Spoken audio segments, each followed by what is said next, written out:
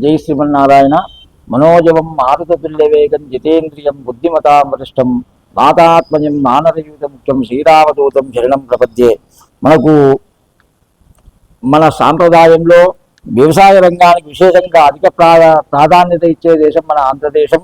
తర్వాత వచ్చేసి ముఖ్యంగా మనము పాడి పరిశ్రమలకు అధిక ప్రాధాన్యత ఇస్తూ ఉంటాము.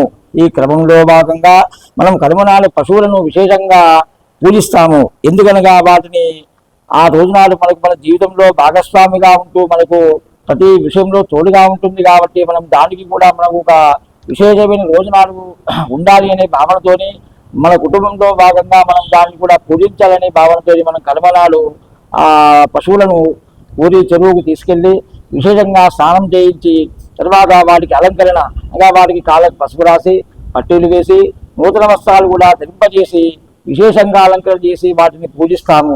ఆ తర్వాత మనం పండుగ రోజు నాడు ఏ విధంగానైతే మనము పంచపక్ష పర్వాన్నాలు పూజిస్తామో ఆ విధంగా వాటికి ప్రత్యేకంగా రోజు నాడు పరమాన్నము వండించి వాటికి ప్రత్యేకంగా తినిపేయడం జరుగుతుంది. వాటి ద్వారా లభించే ప్రతి వస్తువు కూడా పాలు అయితేంది, పెరుగు అయితేంది, నెయ్యి అయితేంది, మనకు వ్యవసాయ రంగంలో మనకు విశేషంగా వచ్చేసి మనకు ఈ పంట పండే విధానంలో పంటను పండిన తర్వాత తీసుకొచ్చే విధానంలో మనకు అన్ని రకాలుగా చేదోడు వాతోడుగా ఇంటి భాగస్వామిగా ఉంటుంది. కాబట్టి సూర్యోదయం పూర్వమే మనం అడవికి వెళ్ళి వాటికి సంబంధించిన వనమూలికలు ఉండే కొన్ని ఈ చెట్లను తీసుకొని వచ్చి వాటిని విషయంగా లేపనం చేసి దాంట్లో ఉప్పు కలిపి లేపనం చేసి ఉప్పు చక్కగా దాన్ని చేసి దానికి తినిపేయడం జరుగుతుంది. అది తినదు. మనం దాన్ని జాగ్రత్తగా దాని కొమ్ములు పట్టుకొని కింద పడుకోబెట్టి కొమ్ములు పట్టుకొని దాన్ని జాగ్రత్తగా దాని నోట్లో వేయడం జరుగుతుంది. ఎందుకు అనగా ఈ సంవత్సర కాలంలో అవి తినకూడని ఏమైనా కూడా తిన్నా కూడా ఆ కడుపులో ఉండే ఏ విధంగా ఇన్ఫెక్షన్ కాకుండా ఉండేదందుకని అన్ని వనమూలు కలిసిన వాటిని తిరిపేయడం జరుగుతుంది.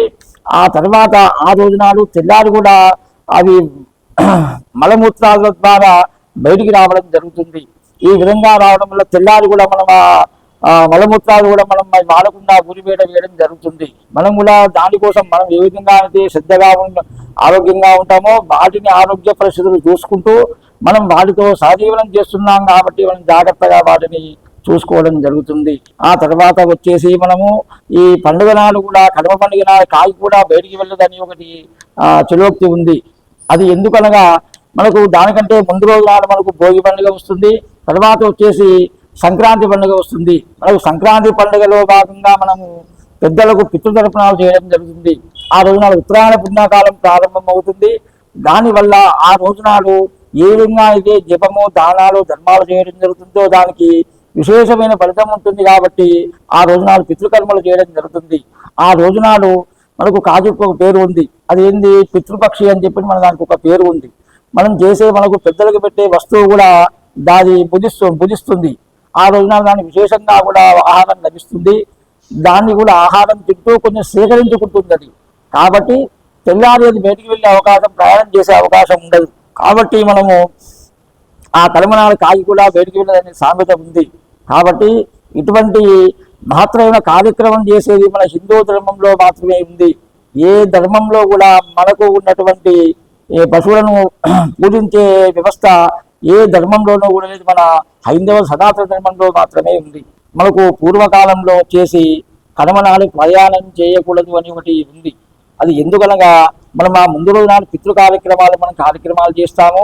తర్వాత వచ్చేసి కనుమనాడు పశువులను విశేషంగా మనము పూజా కార్యక్రమాలు నిర్వహించి దానిని మనం కుటుంబంలో భాగస్వామిగా చూసుకుంటాము. కాబట్టి ఆ రోజునాడు మనం పూర్వకాలంలో వచ్చేసి మనకు ఈ రోజుల్లో బండ్లు మోటార్లు ఉన్నాయి. ఆ రోజులలో ఎక్కడికి ప్రయాణం చేయాలన్నా కూడా మనం ఎడ్ల బండి మీద వెళ్ళే వాళ్ళము. అటువంటిది మనం ఆ రోజునాడు మనకు పక్షులకు రెస్ట్ ఇస్తాం. కాబట్టి మనం ఆ రోజునాడు దాన్ని పూజించుకుంటాము. ప్లస్ దానికి ఆ రోజునాడు విశ్రాంతి ఇవ్వాలి. కాబట్టి తర్వాత విశేషంగా అందరం ఉంటాము. కాబట్టి కూడా అందరం కలిసి ఉండాలి అనే భావంతో కూడా మనం బయటికి వెళ్ళే ఆలోచన కూడా చేయం.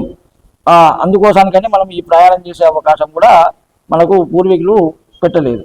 ఈ రోజులలో ఆవులను కూడా మనం విశేషంగా పూజించే అవకాశం లేకుండా పోయింది. మన కర్తవ్యంలో భాగంగా, మన జీవితంలో భాగంగా మనము గోవులను కూడా విశేషంగా మనము ఇప్పటి నుంచైనా కూడా కొంచెం ఆలోచన చేసి గోవులను కాపాడుకుందామని సర్వే జనా సుఖినో భవంతు. ఈ వీడియో మీకు నచ్చినట్లయితే ఒక లైక్ కొట్టి మీ అభిప్రాయాన్ని కామెంట్ రూపంలో తెలియచేయండి.